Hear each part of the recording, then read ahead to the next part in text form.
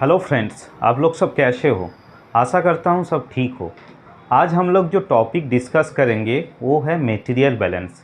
ये chemical engineering का एक बहुत ही इम्पोर्टेंट सब्जेक्ट है।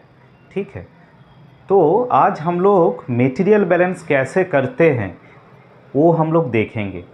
ठीक है, पहले मटेरियल बैलेंस कैलकुलेट करने के लिए जो इक्वेशन चाहिए है वो इक्वेशन हम लोग पहले डिराइव करेंगे। उसके बाद डिस्टिलेशन के ऊपर हम लोग एक प्रॉब्लम करेंगे।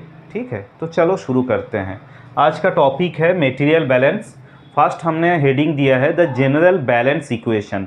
मतलब हमें पहले डिराइव करना है मटेरियल बैलेंस करने के लिए जो जनरल बैलेंस इक्वेशन है वो पहले डिराइव करना पड़ेगा। ये जो जनरल बैलेंस इक्वेशन है ये केवल मटेरियल के लिए नहीं या मास के लिए नहीं, ये आपका एनर्जी के लिए भी यूज़ कर सकते हो, मोमेंटम के लिए भी यूज़ कर सकते हो। तो पहले वो जनरल बैलेंस इक्वेशन हम लोग डिराइव करेंगे। तो डिराइव करने के लिए हम लोग पहले एक एग्जांपल लेंगे। एग्जांपल लेके फिर वो इक्वेशन डिराइव करने का कोशिश करेंगे।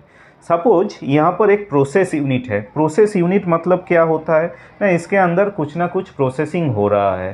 ठीक है, वो प्रोसेस यूनिट के बारे में हम डीप में नहीं जा रहे हैं।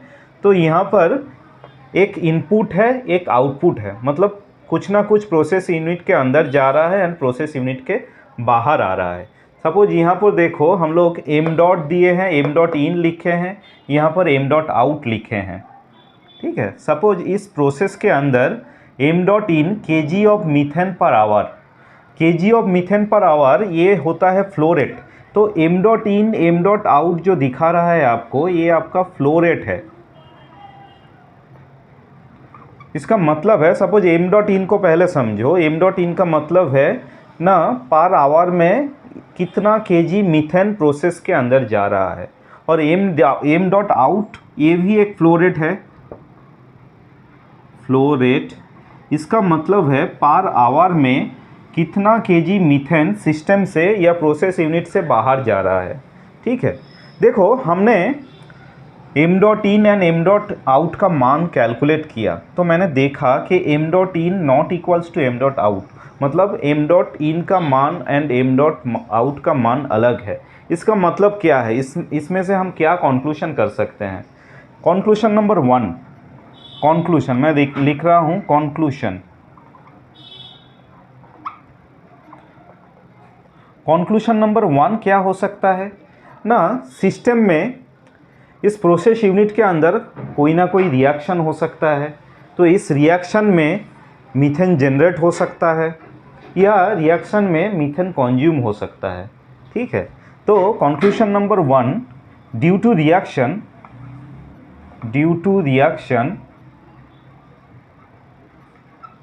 मीथेन का फॉर्मूला है CH4। Methane may be generated और कंज्यूम्ड। देखो इसको अच्छे से अंडरस्टैंड करने का कोशिश करो। मैं पहले क्या बोला कि मैंने देखा एम डॉट इन का मान एंड एम डॉट आउट का वैल्यू कैलकुलेट करके देखा कि एम डॉट इन का वैल्यू एम डॉट आउट का वैल्यू के साथ मैच नहीं हो रहा है। तो इसका मतलब ये होता है कि इस सिस्टम के अंदर या प्रोसेस यूनिट के अंदर आइदर मीथेन जनरेट हुआ है और कंज्यूम हुआ है। जनरेट कैसे हो सकता है ना, अगर इसके अंदर कुछ रिएक्शन हुआ होगा तो रिएक्शन के वजह से अगर मीथेन प्रोड्यूस्ड हुआ होगा तो यहाँ पर मीथेन जनरेट हो रहा है। एंड इस प्रोसेस यूनिट के अंदर अगर methane as a reactant act हो रहा है तो मीथेन यहाँ पर कंज्यूम हो रहा है। ठीक है, तो फर्स्ट रीज़न हमें पता चल गया कि ड्यू टू रिएक्शन मीथेन में भी जनरेटेड और कंज्यूम। मतलब इसके अंदर कोई ना कोई रिएक्शन हुआ है, इसलिए m dot in and m dot out एक नहीं है। 2 नंबर कंक्लूजन क्या हो सकता है, accumulation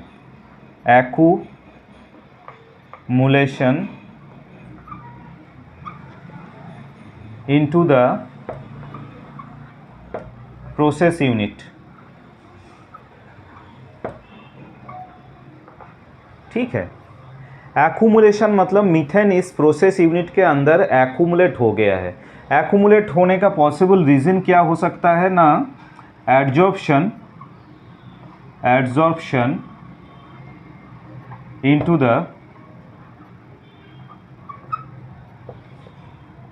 wall, suppose wall of the process unit, मतलब मीथेन इसके अंदर एक्यूमुलेट हो रहा है। प्रोसेस यूनिट के अंदर अगर एक्यूमुलेट हो सकता है तो एम डॉट इन का मान एम डॉट आउट के मान के साथ मैच नहीं हो सकता।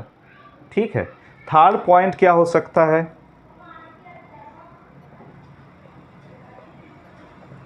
Methane leak from the process unit.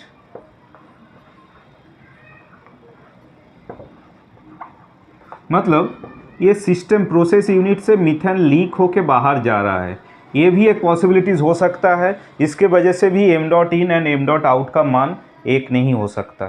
ठीक है। 4 नंबर 4 क्या हो सकता है ना, आवर मेजरमेंट इज रॉन्ग।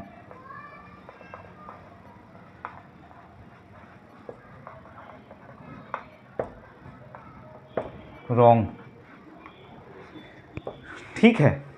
तो देखो, मैंने आपको पहले से और एक बार मैं रिकैप्चुलेशन कर रहा हूँ कि हमारा एक प्रोसेस यूनिट है, यहाँ पर एक इनपुट स्ट्रीम है और एक आउटपुट स्ट्रीम है। मैंने एक कंपोनेंट लिया मीथेन। ठीक है। मीथेन बोथ इनपुट स्ट्रीम में भी है, आउटपुट स्ट्रीम में भी है। तो मीथेन का फ्लो रेट है एम डॉट इन और मीथेन का यहाँ पर फ्लो रेट है एम डॉट आउट। मैं कैलकुलेट करके देखा कि m dot in not equals to m dot out. मैं ढूंढ रहा हूँ कि इसके पीछे पॉसिबल रीज़न क्या हो सकता है। इसके पीछे पॉसिबल रीज़न हो सकता है कि इस प्रोसेस यूनिट के अंदर कोई ना कोई रिएक्शन हुआ है। अगर मीथेन उस रिएक्शन में एज ए रिएक्टेंट यूज़ हुआ हो तो वहाँ पर मीथेन आपका कंज्यूम हो रहा है। अगर मीथेन उस रिएक्शन में एज ए प्रोडक्ट डेवलप हुआ हो तो उसमें मीथेन जनरेट हुआ है। तो मैंने ये लिखा है, ड्यू टू रिएक्शन मीथेन में बी जनरेटेड और कंज्यूम्ड। अगर मीथेन यहाँ पर जनरेट हो रहा है या कंज्यूम हो रहा है तो आपका एम डॉट इन का वैल्यू एम डॉट आउट के वैल्यू के साथ मैच नहीं होगा। सेकेंड पॉसिबिलिटीज़ क्या हो सकता है ना, accumulation into the process unit. अगर मीथेन इस प्रोसेस यूनिट के अंदर, सपोज आपका जो प्रोसेस यूनिट है उसके वॉल में ये एड्जॉर्ब हो रहा है, ठीक है, तो भी आपका m dot in and m dot out का वैल्यू एक नहीं हो सकता। ठीक है। थर्ड नंबर पॉइंट क्या हो सकता है ना, methane leak from the process unit. यहाँ से मीथेन, इस प्रोसेस यूनिट से मीथेन लीक हो रहा है तो भी आपका m dot in and m dot out match नहीं होगा।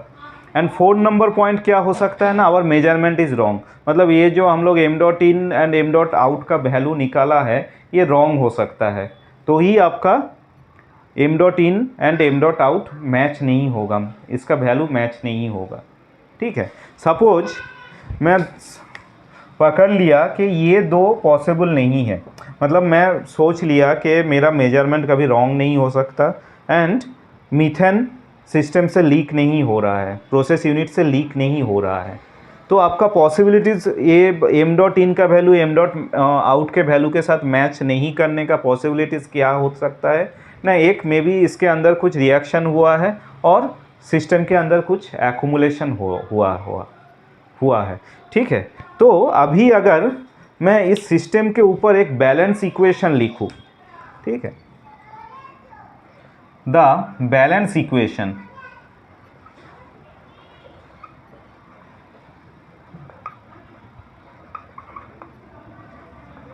Balance equation not only for mass. Balance equation किसका किसका हो सकता है, मास के ऊपर हो सकता है, एनर्जी के ऊपर हो सकता है और आपका एनर्जी मोमेंटम,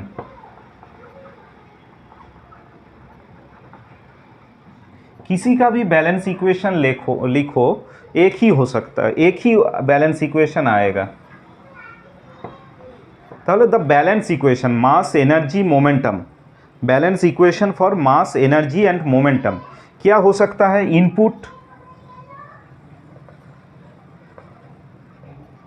इनपुट मतलब क्या है ना, enters into the system boundary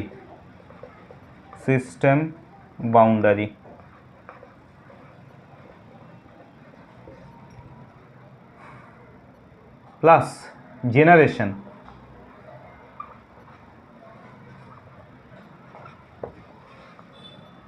generate within the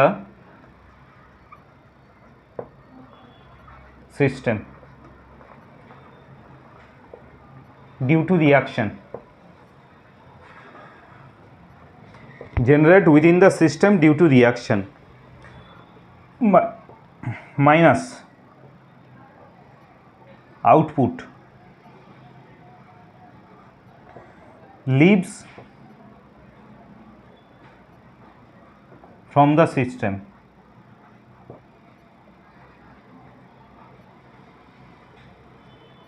Okay, minus consumption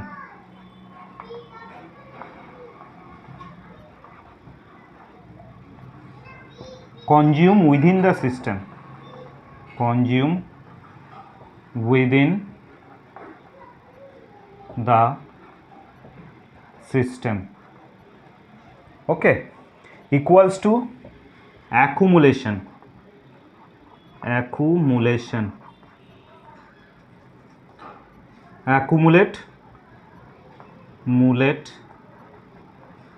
within the system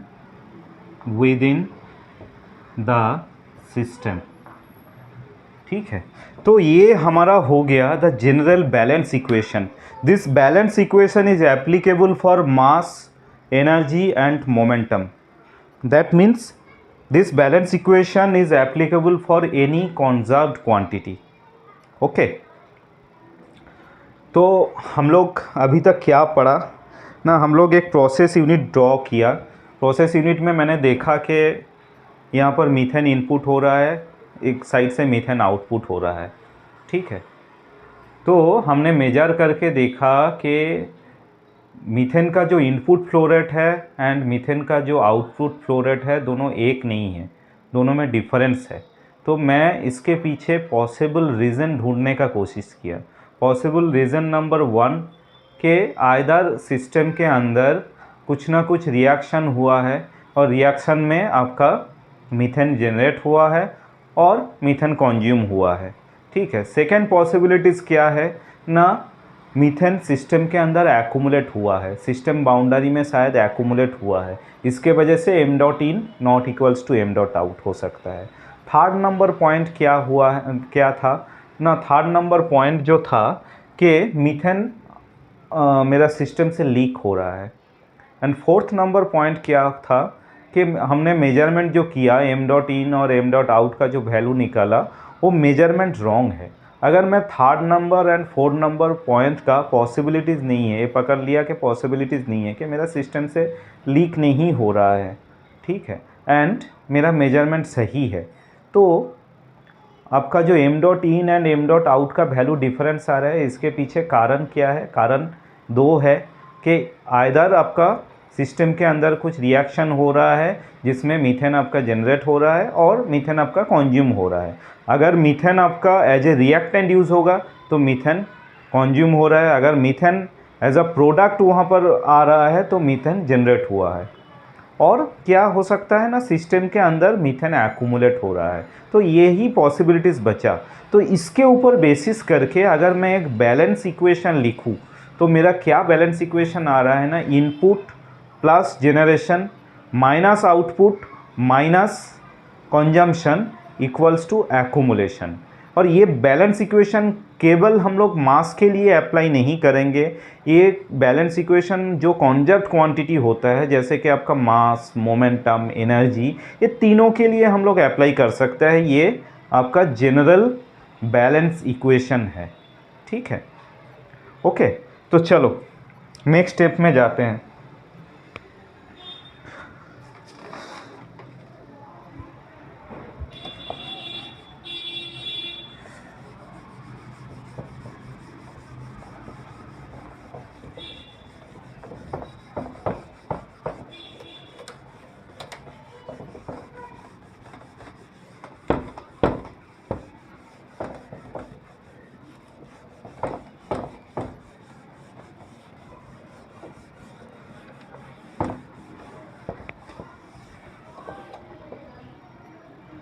तो हम उसको और एक बार ड्रॉ कर रहा हूँ।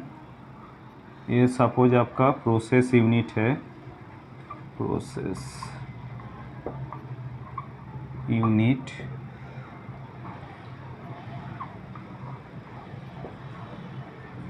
Input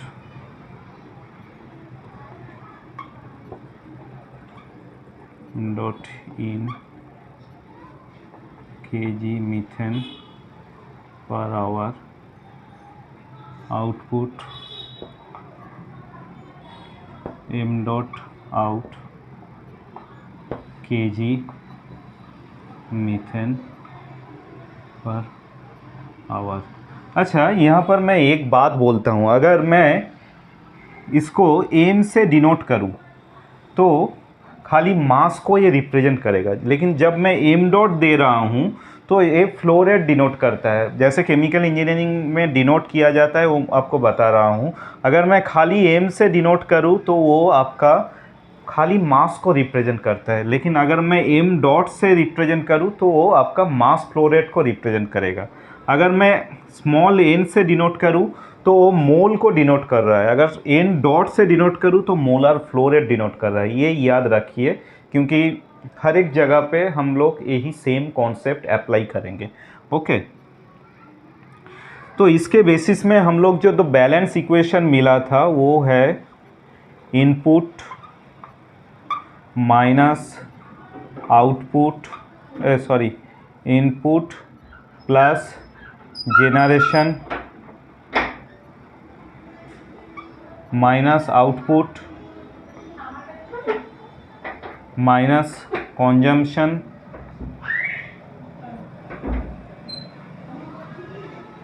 equals to accumulation.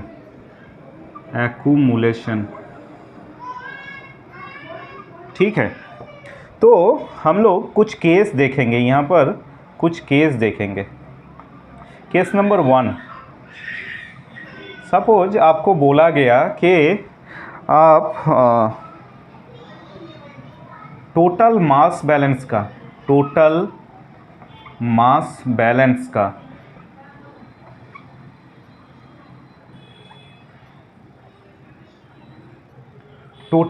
Balance का इक्वेशन लिखिए। तो आप क्या लिखेंगे? देखो, टोटल मास बैलेंस जब हम करेंगे तो जेनरेशन इक्वल्स टू 0 हो जाएगा एंड कंजम्पशन इक्वल्स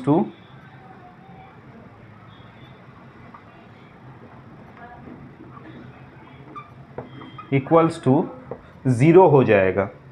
तो आपका जो पड़ा रहेगा input minus output equals to accumulation हो जाएगा।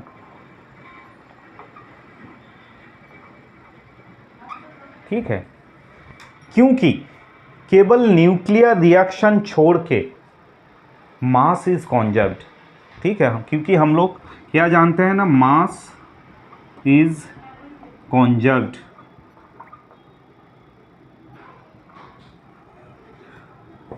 केवल न्यूक्लियर रिएक्शन छोड़ के।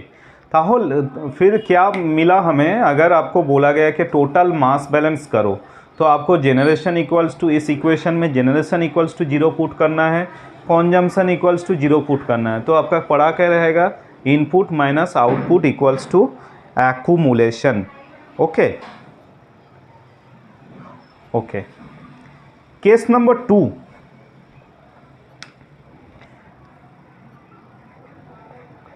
केस 2, सपोज आपको बोला गया कि एक नॉन रिएक्टिव केस में, मतलब जहाँ पर इसमें यहाँ पर कोई रिएक्शन नहीं हो रहा है, तो ये नॉन रिएक्टिव सिचुएशन में आपको मास बैलेंस लिखना है। ठीक है, तो मैं लिखा कि non reactive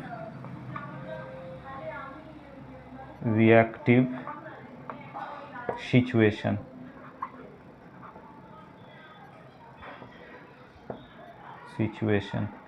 non reactive situation मतलब क्या ना, ये प्रोसेस यूनिट के अंदर कोई केमिकल चेंजेस नहीं हो रहा है, मतलब कोई रिएक्शन नहीं हो रहा है, ओनली फिजिकल चेंजेस हो रहा है, तो उसको नॉन रिएक्टिव सिचुएशन बोला जाएगा।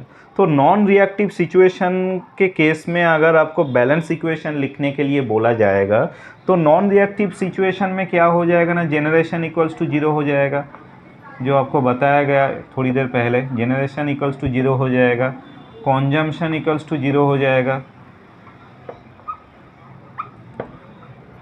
ठीक है, तो आपका पड़ा क्या रहेगा, input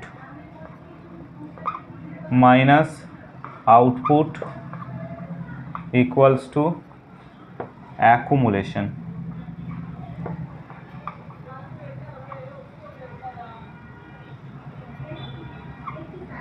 okay, and case number 3,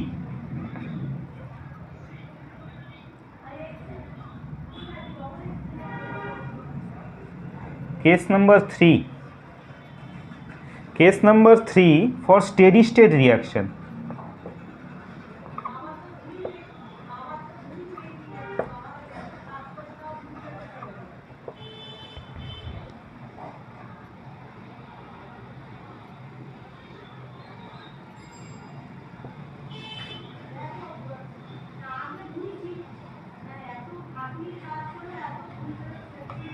for steady state situation, steady state situation में क्या होता है, व्हाट इज नाउ फर्स्ट मुझे ये बताइए कि what is steady state. Steady state means के टाइम के साथ साथ जो प्रोसेस वेरिएबल्स है वो अनचेंज्ड रहेगा। ठीक है, देखो इसको मैं बाद में ब्रॉड तरीके से डिस्कस करूँगा, तो अभी के लिए आप ये समझो कि स्टेडी स्टेट मतलब कि टाइम के रेस्पेक्ट में प्रोसेस वेरिएबल जो है वो अनचेंज्ड होगा या कांस्टेंट होगा। ठीक है, तो स्टेडी स्टेट सिचुएशन में accumulation equals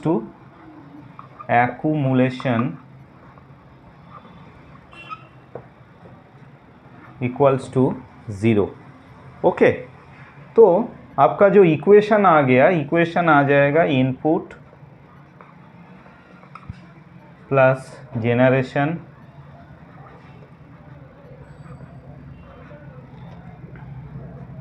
minus output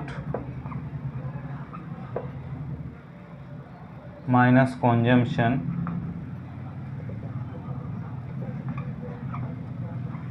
equals to zero. ठीक है, तो स्टेडी स्टेट सिचुएशन में आपका एक्यूमुलेशन जीरो हो जाता है।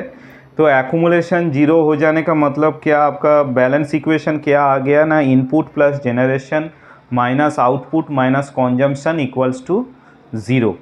ओके, सपोज मैं आपको बताऊं कि आप स्टेडी स्टेट सिचुएशन में टोटल मास बैलेंस लिखो। ठीक है, तो स्टेडी स्टेट सिचुएशन में आपका क्या हो जा रहा है ना, स्टेडी स्टेट सिचुएशन में आपका एक्यूमुलेशन जीरो हो रहा है। टोटल मास बैलेंस के केस में क्या हो रहा है ना, जेनरेशन इक्वल्स टू जीरो हो जा रहा है, कंजम्पशन इक्वल्स टू जीरो हो जा रहा है। तो स्टेडी स्टेट सिचुएशन में टोटल मास बैलेंस होगा input minus output equals to zero, और इनपुट इक्वल्स टू आउटपुट हो रहा है। अगर मैं आपको बोलूँ कि एक नॉन रिएक्टिव सिस्टम में स्टेडी स्टेट सिचुएशन में मास बैलेंस लिखो, तो आपका क्या नॉन रिएक्टिव सिस्टम में सिचुएशन में क्या हो रहा है ना, generation equals to zero, consumption equals to zero. तो इस केस में भी सेम हो रहा है, input minus output equals to zero और इनपुट इक्वल्स टू आउटपुट। तो यही केस हम लोग डिस्टिलेशन में, नेक्स्ट जो हमारा टॉपिक है वो डिस्टिलेशन का मास बैलेंस क्या होगा वो हमें देखना है। डिस्टिलेशन का जो बैलेंस इक्वेशन होगा, जनरल बैलेंस इक्वेशन होगा, वो क्या है हमें देखना है। ठीक है, तो चलो देखते हैं।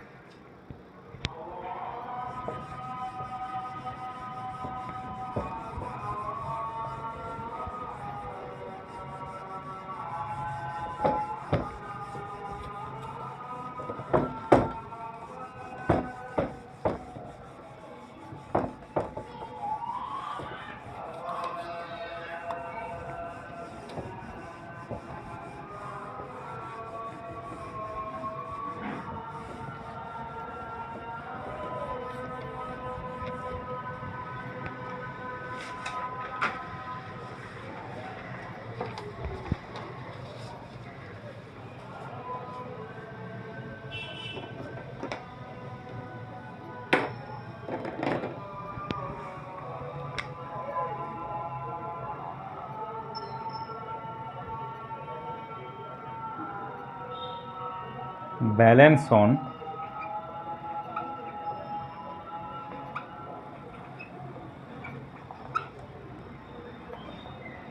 नॉन रिएक्टिव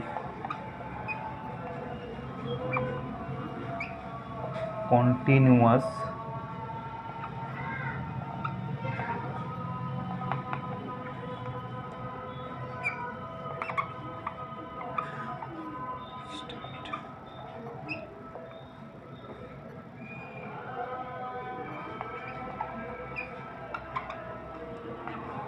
देखो अभी हमारा जो टॉपिक है balance on non reactive continuous steady state process.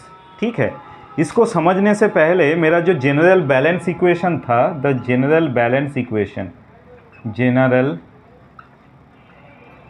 Balance equation, balance equation, general balance equation जो था वो क्या था? Input plus generation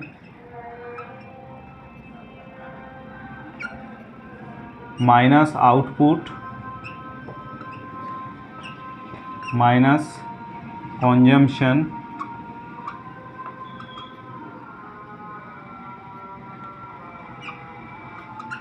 equals to accumulation.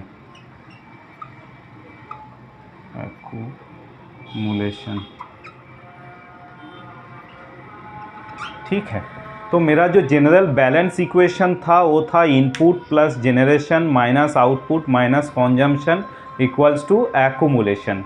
Okay, अभी क्या बोला है आपको ना, balance on non reactive continuous steady state process, मतलब एक non reactive and continuous steady state process है, उस सिचुएशन में आपको बैलेंस इक्वेशन लिखना है। देखो नॉन रिएक्टिव का मतलब क्या है? नॉन रिएक्टिव अभी हम लोग पढ़ के आया है। नॉन रिएक्टिव मतलब आपका जेनरेशन, उसमें कुछ प्रोसेस में कुछ सिस्टम बाउंड्री के अंदर कुछ रिएक्शन नहीं हो रहा है, मतलब generation equals to zero, consumption equals to zero, consumption equals to zero. तो जेनरेशन को हम ज़ीरो कर दिए, कंजम्पशन को हम ज़ीरो कर दिए। ठीक है, और स्टेडी स्टेट बोला है। स्टेडी स्टेट का मतलब क्या है ना? स्टेडी स्टेट का मतलब है प्रोसेस वेरिएबल का मान पर्टिकुलर लोकेशन में टाइम के साथ चेंज नहीं होगा। ठीक है, प्रोसेस वेरिएबल का मान पर्टिकुलर लोकेशन में टाइम के साथ अगर चेंजेस नहीं होगा तो मेरा प्रोसेस स्टेडी स्टेट में है। Okay, steady state unsteady state ये सब मैं बाद में डिटेल्स में डिस्कस करूँगा। ठीक है, स्टेडी स्टेट, तो स्टेडी स्टेट का मतलब क्या है ना? Accumulation equals to zero. तो स्टेडी स्टेट के मतलब ये है एक्यूमुलेशन इक्वल्स टू जीरो, जो मैंने अभी पढ़ के आया हूँ। तो मेरा इक्वेशन क्या आ गया? Balance equation, input minus output equals to zero. This is a vital equation. देखो मैंने आपको पहले ही बताया था कि आज हम लोग पहले जो बैलेंस इक्वेशन है, जनरल बैलेंस इक्वेशन है, जो हम लोग मास के लिए भी अप्लाई कर सकते हैं, एनर्जी के लिए भी अप्लाई कर सकते हैं, मोमेंटम के लिए भी अप्लाई कर सकते हैं, वो हम लोग पहले डेवलप करेंगे। फिर हम लोग डिस्टिलेशन के ऊपर एक प्रॉब्लम करेंगे। जो डिस्टिलेशन है, डिस्टिलेशन में फिजिकल चेंजेस होता है, आप लोग सब जानते ही होंगे। तो डिस्टिलेशन में कुछ नॉन रिएक्शन नहीं होता है, तो distillation is a non reactive process and distillation is a continuous process. हम लोग कॉन्टिन्यूअस प्रोसेस के बारे में ही पढ़ेंगे एंड स्टेडी स्टेट प्रोसेस। तो इसीलिए हम लोग ये इक्वेशन जनरेट किए है, मतलब input minus output equals to zero और इनपुट इक्वल्स टू आउटपुट। ये डिस्टिलेशन के जब हम लोग बैलेंस करेंगे आइदर मास और एनर्जी, सब केस में ये इक्वेशन हम लोग अप्लाई कर सकते हैं। ठीक है, तो चलो अभी तक हम लोग थ्योरी पढ़े, इसके बाद हम लोग एक मैथमेटिक्स करते हैं, तो हम लोगों का जो कॉन्सेप्ट है वो और भी क्लियर हो जाएगा। ओके।